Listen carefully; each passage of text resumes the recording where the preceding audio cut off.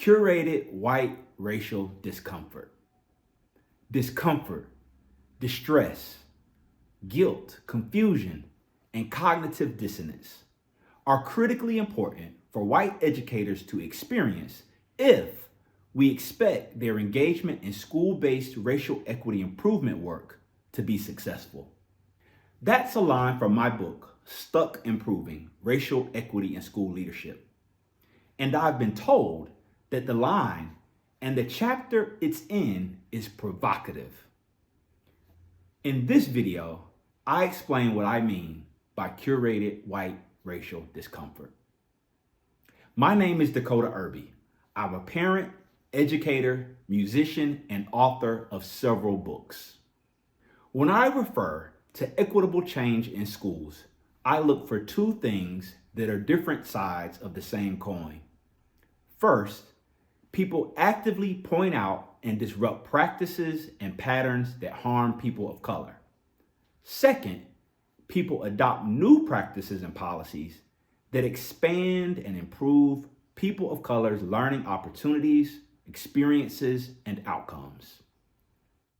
Curated white racial discomfort refers to racially discomforting learning experiences that are continuous, thoughtfully planned, and designed to transform white educators' personal and collective understandings of race and racism. To achieve educational equity, school communities must create professional learning opportunities that make white people uncomfortable with racism and their roles in reproducing it. When I first started working with educators, I was a firm believer in the idea that establishing psychological safety was foundational to improvement.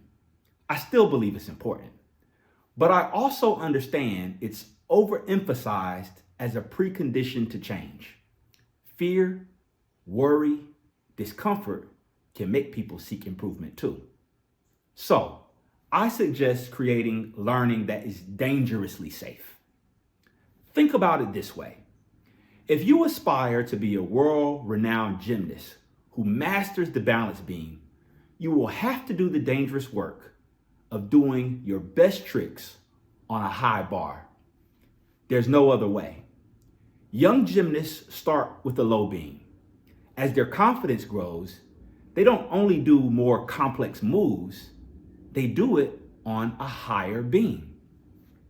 There's an ever-present risk of falling. The higher the beam, the farther the fall, the greater the potential for injury.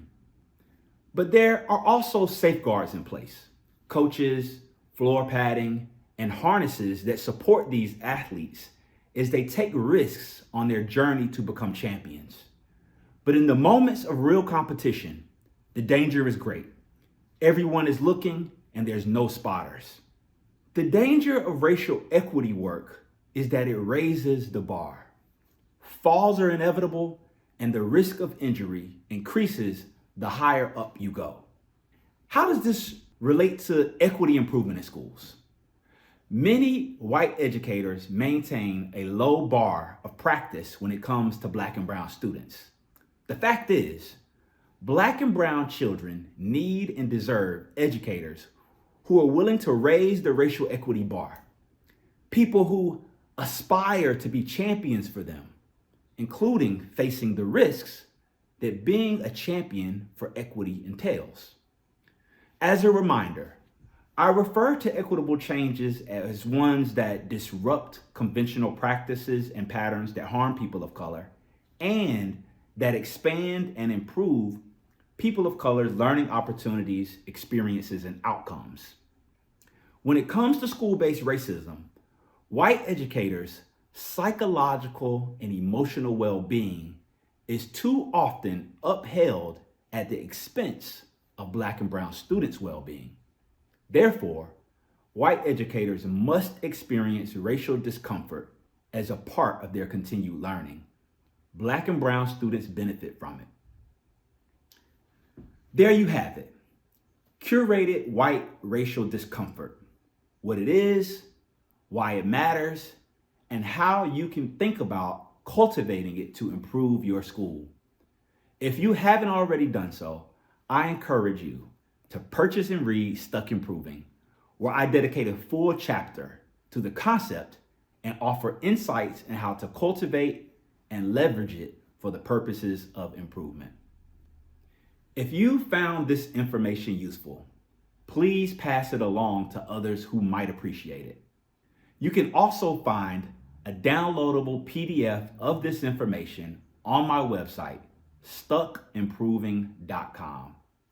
Until next time, stay in the struggle and remember progress is possible and so is a more equitable world.